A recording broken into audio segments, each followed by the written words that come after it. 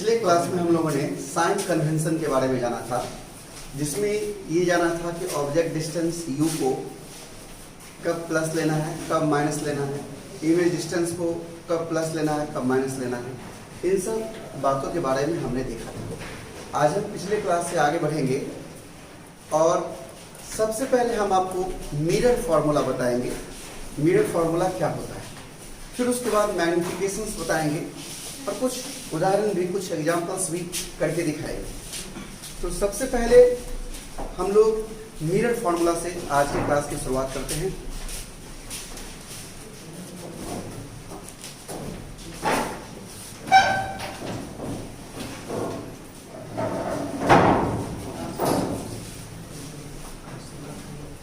Mirror formula ये बहुत ही 9th class के लिए, 10th क्लास के लिए बहुत ही इंपॉर्टेंट है। बोर्ड में भी पूछता है, 10th में आप लोग पढ़े होंगे इसको, मिरर फार्मूला को। अभी हम लोग मिरर फार्मूला ही देखेंगे, लेकिन थोड़े से बदले हुए अंदाज में देखेंगे। और मैं जो तरीका एक बार इस्तेमाल यहाँ करूँगा, तो आगे भी चाहे वो लेंस आएगा या कोई और दूसरा केसेस आएंगे, वहाँ भी कुछ इसी तरीके का इस्तेमाल करेंगे। यानी हर टॉपिक टू टॉपिक हम तरीका नहीं बदलते। आपने पहले भी अब तो 12 में आपने ज़्यादातर ऑनलाइन पढ़ाई की है, और 11th में जो आपने पढ़ा होगा तो आपने देखा होगा कि हम हर प्रॉब्लम टू प्रॉब्लम तरीका नहीं बदलते हैं, एक ही तरीके से सारे प्रॉब्लम्स बनाते हैं। तो यहाँ भी एक ही तरीके से हम सारे चीज़ों को प्रूफ करके दिखाएंगे। तो आइए शुरू करते हैं। हम एक यहाँ कॉन्केव मिरर का फिगर बना रहे हैं। फिर से आप ये मत पूछिएगा कि हर बार कॉन्केव मिरर ही क्यों बनाते हैं, क्योंकि मुझे बनाने में ये सुविधाजनक लगता है।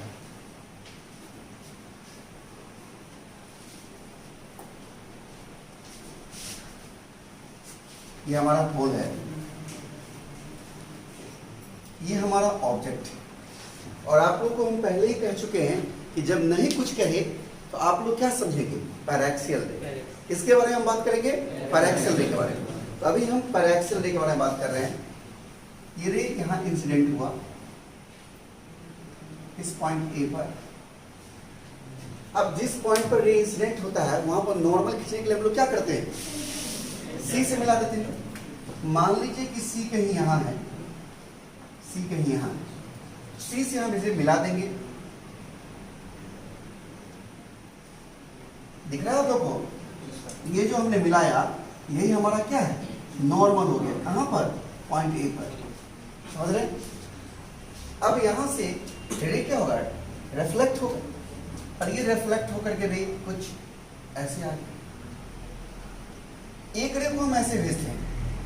ये रे चूंकि सी से पहुंच रहा है पी पर, और सी से जब भी मिरर के सरफेस को मिलाते हैं तो वो नॉर्मल होता है, यानी नॉर्मल के अलोंग ही जा रहा है। यानी नॉर्मल से ये जो रे है ये वो 0 डिग्री कोण बना रहा है। और जब नॉर्मल से रे 0 डिग्री कोण बनाए तो हम कहते हैं कि एंगल ऑफ इंसिडेंस 0 डिग्री है। और जब एंगल ऑफ इंसिडेंस 0 डिग्री है तो लॉज ऑफ रिफ्लेक्शन के अनुसार एंगल ऑफ रिफ्लेक्शन भी 0 डिग्री होगा। इसलिए रे ऑफ लाइट उसी रास्ते पर वापस लौट जाएगा। हम ये भी आपको बताए हैं कि एक पॉइंट का इमेज बनाने के लिए, यानी पॉइंट ऑब्जेक्ट का इमेज बनाने के लिए कम से कम 2 रे का सहारा लगेगा। तो आप देख रहे हैं, एक रे हमने यहाँ लिया और एक रे यहाँ से लिया, 2 रे ले लिया। ये दोनों रे जहाँ भी काटेगी, रिफ्लेक्टेड रे, परावर्तित किरण जहाँ काटती है वो इमेज पॉइंट कहाँ पर काट रही है, इस पॉइंट पर। ये हमारा इमेज पॉइंट यानी आई होगा। ये फिर समझने में कोई परेशानी? इस एंगल का नाम हम अल्फा देते हैं। आप कुछ और भी दे सकते हैं, दिखाई दे रहा है अल्फा। इस एंगल का नाम हम बीटा देते हैं। बीटा में बी लिखते हैं, लेकिन थोड़ा सा इसको नीचे लंबा कर देते हैं, और इसको हम थीटा देते हैं। ये हमारा एंगल ऑफ इंसिडेंस आई, यहाँ पर चूंकि नहीं दिखेगा इसलिए इसको बाहर करके दिखाते हैं। ये हमारा आई और ये हमारा आर, ये आई है और ये आर है। अब देखिए, मैं यहाँ थोड़ा सा चर्चा कर रहा था। O is an object placed in front of a concave mirror. O is an object placed in front of a concave mirror having focal length f, हमने मिरर का फोकल लेंथ कितना लिया है? f लिया। और यहां पर जो इमेज बन रहा है वो रियल है कि virtual? It's real image formed at I, कहां पर बनता है image? which is shown in figure, which is shown in figure, which is shown in, आप लोग देख पा रहे हैं ना, दिखाई दे रहा है ना, shown in figure। आइए शुरू करते हैं। आप लोग एक ज्योमेट्री का थ्योरम पढ़े होंगे 9th 10th में, याद होगा, जिसमें कहते हैं हम लोग कि किसी भी त्रिभुज का, मैं पहले हिंदी में बोलता हूँ, किसी भी त्रिभुज का बहिष्कोण दो अंतः अभिमुख कोणों के योग के बराबर होता है। The exterior angle of a triangle is equal to sum of the two interior angles, कहते हैं ना। तो आइए देखिए यहाँ पर OAC में देखिए, इन ट्रायंगल OAC में देखिए हमारा एक्सटीरियर एंगल जो है वो ये है, और ये कितना है? बीटा है। तो बीटा ये हमारा एक्सटीरियर एंगल बराबर सम ऑफ टू इंटीरियर एंगल यानी अल्फा प्लस आई। ये एंगल कितना है हमारा? आई, अल्फा प्लस आई। ये तो आप लोग सब लोग जानते ही होंगे। इसी प्रकार से हम इस ट्रायंगल में आते हैं, CAI, इन ट्रायंगल CAI, ये आई कैपिटल है। इसमें एक्सटीरियर एंगल क्या है? Theta. Theta equal to sum of two interior angle beta plus R, beta plus R. कोई दिक्कत? एक और बात आप जानते हैं कि आई और आर बराबर होता है reflection. We have in case of reflection I equal to क्या होता है? तो आई और बराबर है। ऐसा करते हैं, हम यहां से आई का मान निकाल लेते हैं 1 से, और 2 में आर का मान दोनों बराबर, दोनों इक्वल कर देते हैं। तो अच्छा रहेगा, इसको पहले हम आई और आर का वैल्यू निकाल लेते हैं, क्योंकि यहीं से तो यहां से हम इसको आई का मान निकाल लेंगे, क्या होगा? बीटा माइनस अल्फा, इसको 1 कर दिया, और यहां से हमने आर का मान निकाल लिया, ये हमारा थीटा माइनस बीटा, ये हमारा 2। कोई दिक्कत? और रिफ्लेक्शन के नियम से आई और आर बराबर है, तो हम दोनों को बराबर कर देते हैं। Beta minus alpha equal to theta minus beta. कोई दिक्कत? अब चूंकि दो जगह बीटा है तो उसको एक साथ कर लेते हैं। तो थीटा, ध्यान दीजिएगा, इसको अगर इधर कर लेंगे तो 2 बीटा बराबर थीटा प्लस, यानी हम इसको लिख देंगे और फिर से alpha plus theta equal to 2 beta. यही हुआ, इसी को मैंने थोड़ा सा लेफ्ट राइट कर लिया। कोई दिक्कत? अब देखिए, चूंकि हमारा रेस सब पैरेक्सियल है, कैसा रहे? हम समझाए थे कि हम लोग जब कुछ बात नहीं करें तो पैरेक्सियल रे के बारे में ही बात करते हैं, पैरेक्सियल रे के बारे में ही बातें करेंगे। जब मार्जिनल रे होगा तो स्पष्ट कहेंगे कि मार्जिनल रे है, लेकिन आप हमारे पूरे सिलेबस में हमको पैरेक्सियल रे ही पढ़ना है। तो कहेंगे सिंस रेज आर पैरेक्सियल, चूंकि रे पैरेक्सियल है, देयरफॉर अल्फा लगभग बराबर होगा टेन अल्फा के। अल्फा छोटा है, और जब एंगल छोटा हो तो अल्फा और टेन अल्फा बराबर होता है। उदाहरण के रूप में लीजिए, जैसे अल्फा इक्वल टू अगर 0 डिग्री लें, 0 डिग्री छोटा वैल्यू अल्फा का, तो टेन अल्फा का मान कितना होगा? 0 ही होगा।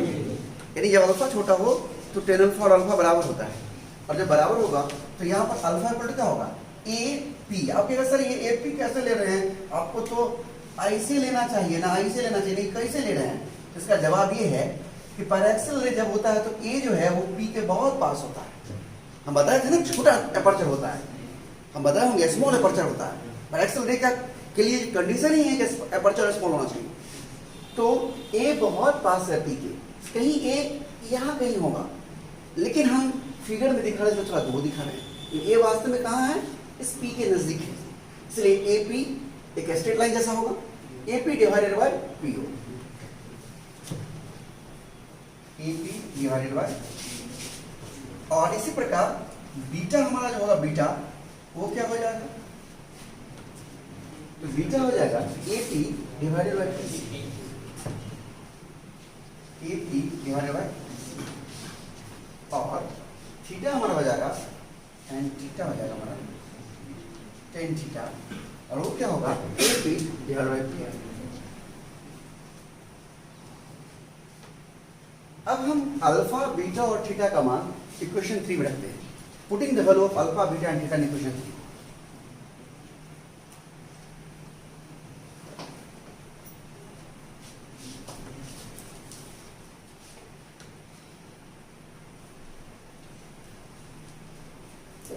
देखिए क्या होगा, अल्फा का वैल्यू जब हम डालेंगे AP divided by PO plus theta डालेंगे क्या होगा AP divided by PI equal to 2 beta क्या होगा हमारा AP डिवाइडेड बाय PC। देखिएगा और से आप लेफ्ट साइड के न्यूमरेटर में और राइट साइड के भी न्यूमरेटर में AP कॉमन है, हम AP से दोनों तरफ डिवाइड कर देते हैं, क्या होगा AP कैंसिल हो जाएगा, क्या बच जाएगा हमारा बच जाएगा 1 by PO plus 1 by PI equal to 2 by PC। अब PO P से O की दूरी है तो ऑब्जेक्ट डिस्टेंस, और ये इंसिडेंट रे के डायरेक्शन में है कि अपोजिट है, अपोजिट है, क्या लिखेंगे U, यहाँ लिख देता हूँ मैं, PO जो है वो हमारा ऑब्जेक्ट डिस्टेंस, ऑब्जेक्ट डिस्टेंस ये हमारा होगा माइनस U, PI हमारा जो है वो इमेज डिस्टेंस है। अच्छा ये क्या होगा प्लस की माइनस, माइनस माइनस, और PC हमारा क्या है radius curvature, radius of curvature, curvature ये क्या होगा माइनस है, कोई दिक्कत, तो हम ये सब यहाँ पुट कर देंगे, इसीलिए 1 बाय माइनस U और PI हमारा इमेज डिस्टेंस है minus 1 by V equal to minus 2 by, minus को मैंने कैंसिल कर दीजिए, क्या हो जाएगा 1 by U plus 1 by V equal to 2 by, इसको थोड़ा सा और आगे लिखें 1 by V plus 1 by U equal to 1 by R by, और R बाय तो फोकल लेंथ होता है, हमने देखा है पर एक्सेलरेट के केस में, यानी 1 by V plus 1 by U equal to 1 by, ये तो हमारा मिरर फार्मूला है। आप इसे 10th क्लास में बहुत दूसरे तरीके से प्रूफ किए होंगे, और हमने जो तरीका भी इस्तेमाल कर दिखाया है आगे भी हम इसी तरीके से बाकी चीज़ को भी प्रूफ करेंगे। यानी मेरे कहने का मतलब है एक बार जो सिखाया वही हमेशा काम आएगा, वो बदलेगा। आप इसे नोट कर लीजिए।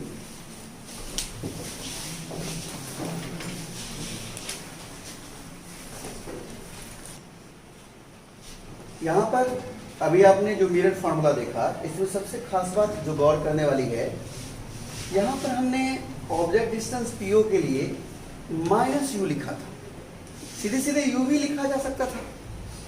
संजोग कहिए कि जिस तरह का मैंने फिगर बनाया था, अगर सीधे सीधे U लिख देता, सीधे U लिख देता, सीधे V लिख देता, इसके जगह पर इसके जगह पर, और इसके पर सीधे R लिख देता, तब भी ये फॉर्मूला आ जाता। लेकिन हमने इस तरह से चिन्ह के साथ साइन कन्वेंशन का यहाँ इस्तेमाल कर कर ऐसे किया। ऐसा क्यों किया, ये भी अपने आप में एक क्वेश्चन है।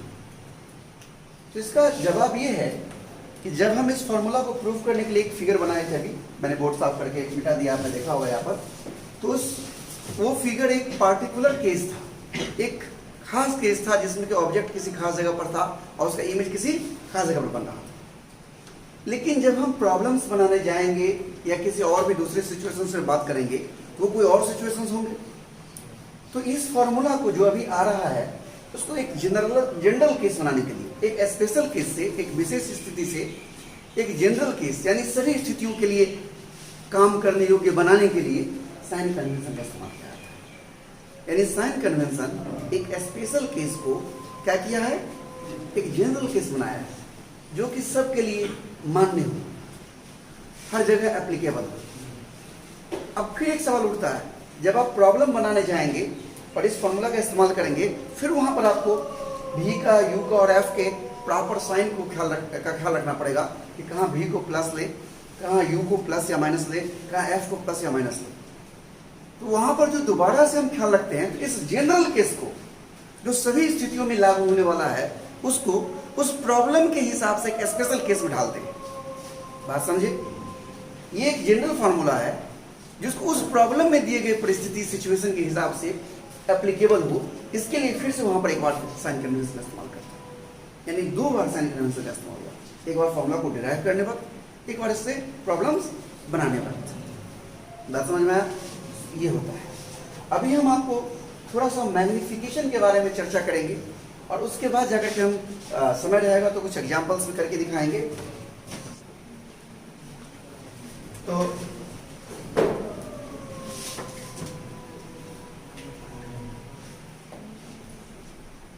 मैग्निफिकेशन हिंदी में आप लोग इसको आवर्धन कहते पढ़े होंगे आप लोग।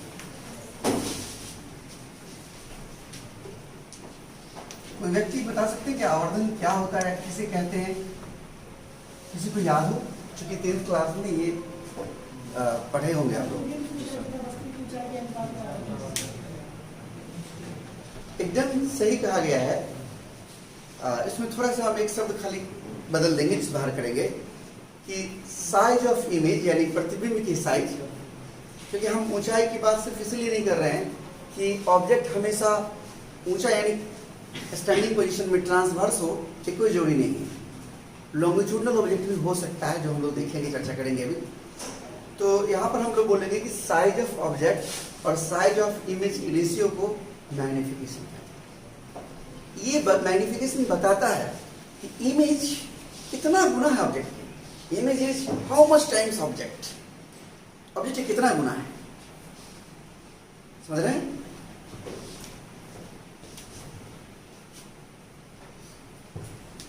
Magnification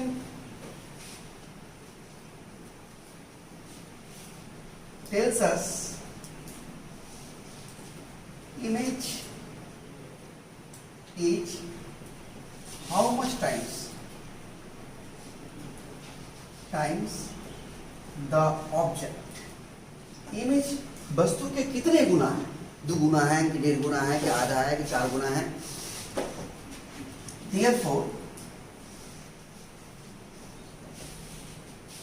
magnification is defined as the ratio of size of image to size of object. Magnification कैसे डिफाइन होता है? Magnification is defined as the ratio of size of image to size of object. That is, magnification, इसे हम m से denote करते हैं। ये हमारा है size of image divided by size of object. देख रहे हैं? यानी अभी जो मैंने कहा था, यहां से आप कह सकते हैं दैट इज, ये तो ये हमारा ये इसका तरीका हुआ। लेकिन यहां से आप ये कह सकते हैं, यहां से देखिए आप, साइज ऑफ इमेज क्या हो जाएगा? देखो साइज ऑफ इमेज क्या हो जाएगा? क्या हो जाएगा? m Guna size of object. देख रहे हैं? यानी मैग्निफिकेशन m क्या कहता है कि इमेज का साइज ऑब्जेक्ट के साइज का कितना गुना है? m गुना। ये m है मैग्निफिकेशन। समझ में आया? इमेज का साइज ऑब्जेक्ट के साइज का कितना गुना है? m गुना, यानी m है मैग्निफिकेशन। हम लोग को 2 प्रकार के मैग्निफिकेशन के बारे में मुख्य रूप से बातें करनी है। वैसे तो 3 प्रकार से भी होता है, लेकिन 2 प्रकार की भी बात हम करेंगे। एक जिसे हम ट्रांसवर्स मैग्निफिकेशन कहते हैं, वो ट्रांसवर्स और लैटरल एक ही होता है। एक तो ट्रांसवर्स या लैटरल कहिए, और दूसरा लॉन्गिट्यूडनल के ही, लॉन्गिट्यूडनल। तो there are following two types of magnification, एक जिसे हम ट्रांसवर्स और लैटरल मैग्निफिकेशन कहते हैं, और दूसरा जिसे हम लॉन्गिट्यूडनल,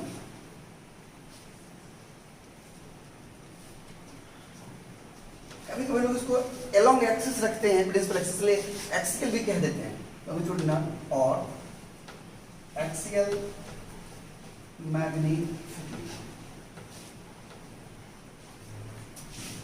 ये ट्रांसवर्स और लॉन्गिट्यूडनल में क्या अंतर है, इसे पहले समझा लेते हैं।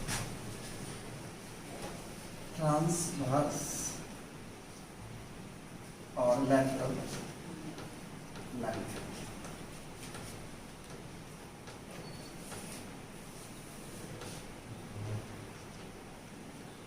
जैसे कोई ये मिरर है, जगह बचा लें। अब इस मिरर का ये प्रिंसिपल एक्सिस आप लिख रहे हैं, ये हमारा पोल है। प्रिंसिपल एक्सिस के परपेंडिकुलर ऑब्जेक्ट हो, यानी ऑब्जेक्ट 90 डिग्री को बना रहा है एक्सिस का, तो इसका इमेज भी एक्सिस के परपेंडिकुलर ही कहीं बनेगा, देख रहे हैं। इस केस में इमेज के साइज और ऑब्जेक्ट के साइज के रेशियो को हम ट्रांसवर्स या लैटरल मैग्निफिकेशन कहते हैं। यानी if object is placed perpendicular to principal axis, then its image also form perpendicular to principal axis. In this case,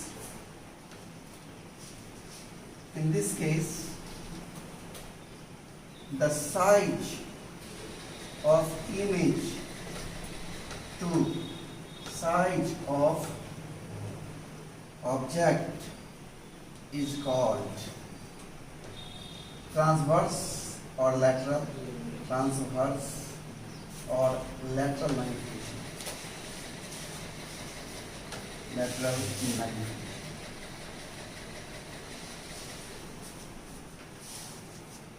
समझने वाली बात यह है कि यहाँ पर ऑब्जेक्ट का हाइट आप कह सकते हैं, हाइट ऑफ इमेज बटा साइड ऑफ ऑब्जेक्ट कह सकते हैं, क्योंकि यहाँ पर ऊंचाई, ऑब्जेक्ट में ऊंचाई है नहीं। लेकिन एक दूसरी सिचुएशन है जो अभी जगह नहीं मेरे पास, आप इतना नोट कर लीजिए।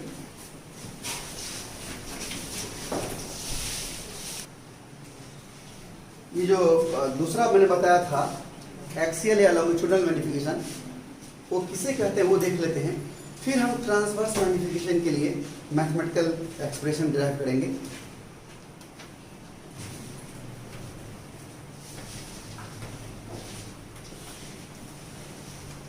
लॉन्गिट्यूडनल मैग्निफिकेशन,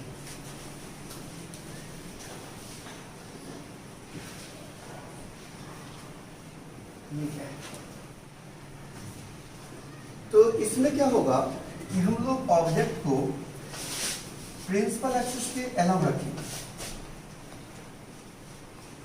जो हमारा ऑब्जेक्ट होगा वो हमारा प्रिंसिपल एक्सिस के अलोंग है, ये ऑब्जेक्ट है। तो इमेज भी कुछ प्रिंसिपल एक्सिस के अलोंग होगा, ये हमारा इस केस में जो ऑब्जेक्ट का साइज और इमेज का साइज और ऑब्जेक्ट का साइज है वो हमारा लॉन्गिट्यूडनल मैग्निफिकेशन। यानी if we place the object along principal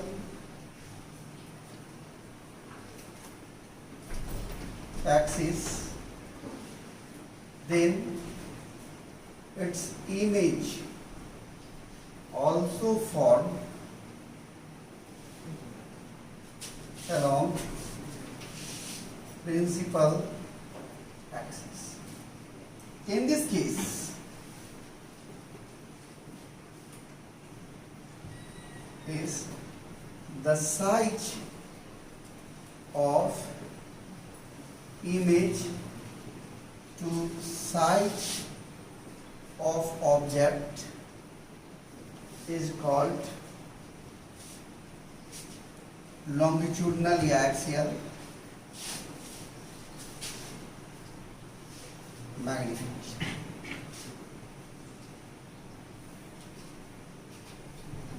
बात समझ रहे हैं? तो दोनों में सिचुएशंस अलग अलग है, दोनों का मैथमेटिकल एक्सप्रेशंस भी अलग अलग आएगा। अभी हम पहले ट्रांसवर्स मैग्निफिकेशन का मैथमेटिकल एक्सप्रेशन निकालने का प्रयास करते हैं। मैथमेटिकल एक्सप्रेशन और ट्रांसवर्स मैग्निफिकेशन।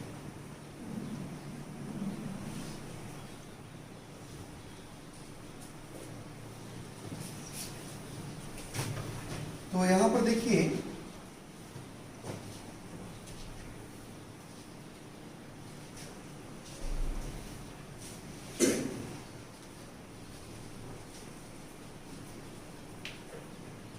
ये हमारा कोई ऑब्जेक्ट है, जो ट्रांसवर्स दिखा रहे हैं, हमें ऑब्जेक्ट के साइज को तो पर ही बात करनी है ना, इसलिए हमें यहाँ कुछ हाइट दिखाया ऑब्जेक्ट का। मान लीजिए कि ए बी नाम दे दिया, हमारा कोई ऑब्जेक्ट है। अब चूंकि ऑब्जेक्ट में साइड है तो कम से कम मुझे कितना रे दिखाना होगा? 3 पॉइंट ऑब्जेक्ट होता है तब 2 रे, ऑब्जेक्ट में साइड तो कम से कम 3, तो ऐसे 3 से ऊपर कितना भी दिखा सकते हैं। एक देखिए पैरेलल रे भेजते हैं, जब पैरेलल रे जाता है तो वह रिफ्लेक्शन के बाद कहां से वापस आता है? से नीचे हो गया। ये फोकस से आएगा, तो मान लीजिए कि कहीं पर यहाँ पर C है, यहाँ पर मान लीजिए F है, तो यहाँ से कहीं ये वापस आ गया। थोड़ा टेढ़ा हो जाता है हाथ से, लेकिन आप इसे सीधा सा बोर्ड पर स्केल से नहीं खींचा जा सकता है, इसलिए टेढ़ा हो जाता है। ये कहीं हमारा अब ये मान लीजिए कि हमारा C है, एक रे हम C से पास करवाते हैं, तो जो रे C से जाएगा वो कहां से आएगा?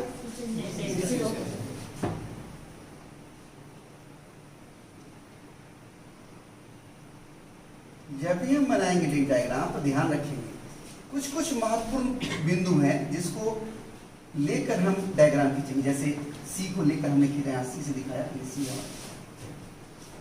जो सी से गया वो सी से ही लौट गया। और हम जानते हैं कि परावर्तित यानी रिफ्लेक्टेड रे जहां पर एक दूसरे को इंटरसेक्ट करती है वो इमेज पॉइंट होता है। इसका मतलब ये बी से चलने वाला रे यहाँ पर एक रे यहाँ से ऐसे आया, एक यहाँ से ऐसे आया, यहाँ पर काट रही है, इस बी का इमेज यहाँ कहीं बनेगा। इस जगह का नाम मैं दे देता हूँ बी डैश। ये पॉइंट किसका इमेज है? बी का इमेज है। किसका इमेज है? बी का। समझ में आ रहा है? डायग्राम खींचने का तरीका है, पीछे वाला दिख रहा है तुमको, और चूंकि बी के नीचे ए है तो बी डैश के नीचे ही ए भी होगा, ए डैश होगा। तो हमारा इसे मैं थोड़ा सा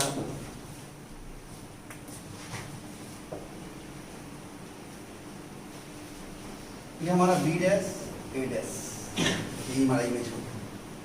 देख रहे हैं? अब हम बात करते हैं कुछ इस तरह से, हम ट्रायंगल ए बी सी और triangle A dash B dash C dash में हम बात करेंगे। Consider the figure the figure,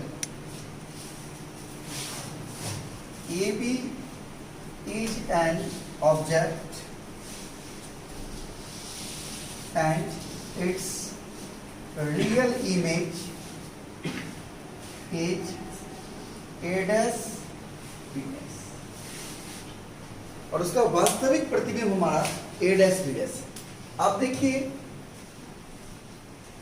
in triangle ABC and triangle A dash B dash C में देखिए आप, तो आप देखेंगे कि ये एंगल 90 डिग्री है, तो ये भी एंगल 90 डिग्री है। क्या लिखेंगे आप? Angle BAC equal to angle B dash A dash C और इक्वल टू 90 डिग्री। अच्छा, आप ये देखेंगे, इसको बोलते हैं हिंदी में शीर्षा अभिमुख कोण, ठीक है, समान होते हैं, और अंग्रेजी में कहते हैं vertically opposite angles are equal. तो क्या होगा? एंगल BCA बराबर B dash angle B dash CA dash, vertically opposite angle है। अब देखिए दो एंगल तो हमने बराबर कर चुका है, और जब दो एंगल बराबर होगा तो तीसरा एंगल तो बराबर होगा ही, यानी किसी दो ट्रायंगल का दो एंगल बराबर हो जाए तो वह सिमिलर हो सकता है। कैसा होगा? सिमिलर होगा। देयरफॉर ट्रायंगल ABC सिमिलर का ये चिन्ह, सिमिलर होगा triangle A dash B dash, और यहीं पर एक साइड ही इक्वल हो जाता, कॉन्ग्रुएंट हो जाता, सर्वांशम हो जाता, तो यहाँ पर सिमिलर हो गया। और जब सिमिलर हो तो आप थ्योरम्स पढ़े होंगे कि सिमिलर ट्रायंगल में साइड्स का रेशियो समान होता है, भुजा का अनुपात समान होता है। तो देखिए आप, हम शुरू करते हैं A dash B dash, A dash B dash divided by side का रेशियो लिया, कोई दिक्कत, बराबर A डैश C बट्टा AC या C है, ठीक है, AC है, कोई दिक्कत। अब देखिए ये A डैश C जो है, A डैश C वो क्या है? PC माइनस PA डैश, क्या हो? PC माइनस PA, ठीक है, तो PC में PA डैश घटाने पर आता है A dash C divided by AC क्या है? PA माइनस, कोई दिक्कत है क्या? अब देखिए इसी को लिख रहे हैं, PC क्या है? PC हमारा रेडियस ऑफ कर्वेचर, और हम साइन कन्वेंशन का इस्तेमाल करके माइनस आर लिखेंगे इसको। ये माइनस आर क्यों समझ में आया? क्योंकि इंसिडेंट रे लेफ्ट से राइट तरफ चल रहा है, तो पोल से राइट तरफ प्लस होगा और लेफ्ट तरफ माइनस, तो हम PC लेफ्ट तरफ माप रहे हैं, इसलिए माइनस, पिछले क्लास में मैंने सिखाया। और minus PA dash, PA dash object distance है, ये क्या होगा? Minus divided by PA, PA dash image distance हो जाता है, ये क्या है? PA object distance minus, minus क्यों हो रहा है, समझ में आ रहा है? क्योंकि इंसिडेंट रे के अपोजिट लेना है, और ये माइनस यहाँ से आया, ये माइनस लिखना है, और PC radius of vector minus, यानी A dash B dash divided by AB equal to V minus R divided by R minus, इसको हम इक्वेशन 1 कहते हैं, कोई दिक्कत? अब हम आगे बढ़ते हैं और मिरर फॉर्मूला का इस्तेमाल करते हैं। आप लोग मिरर फॉर्मूला अभी इससे पहले देखा है? Using mirror formula, using mirror formula क्या होगा? 1 by V plus 1 by U equal to 1 by F। 1 by F का मतलब हमने कहा था 2 बाय R, याद करिए, इसको हम ऐसे लिख सकते हैं 2 बाय R को, 2 बाय R को लिख रहे हैं इसको, 1 by R plus 1 by R लिख सकते हैं। अब हम यहाँ पर 1 बाय V के दो को जो R है उसमें से एक R बाईं तरफ ले आएंगे, और 1 बाई R इसे इसको धरिए -1,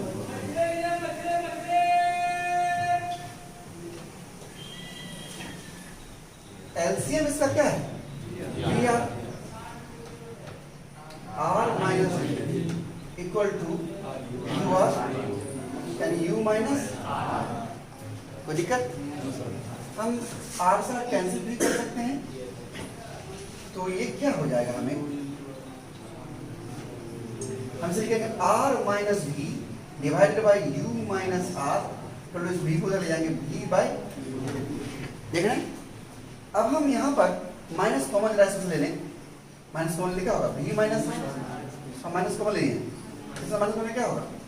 are minus U equal to V by U. इस माइनस को कैंसिल कर लीजिए, कोई दिक्कत? अब फ्रॉम 1 and 2 क्या हो जाएगा? ए डैश बी डैश अर्थात ए बी बराबर बी होगा। और ये ए डैश बी डैश क्या है? Size of image divided by size of object. This is transverse magnification.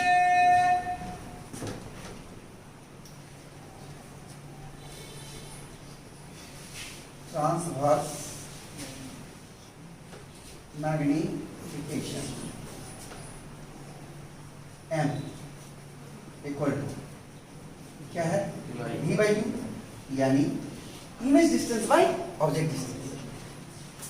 एक मिनट अच्छा लगेगा। ट्रांसवर्स मैग्निफिकेशन यानी size of image A dash B dash by A B बराबर है हमारा, समझ रहे हैं? अब हम इस पर थोड़ा डिस्कशन करेंगे, लेकिन आज हम डिस्कशन नहीं करेंगे, कल हम यहीं से शुरू करेंगे बात को। आज यहीं तक नोट कर लीजिए।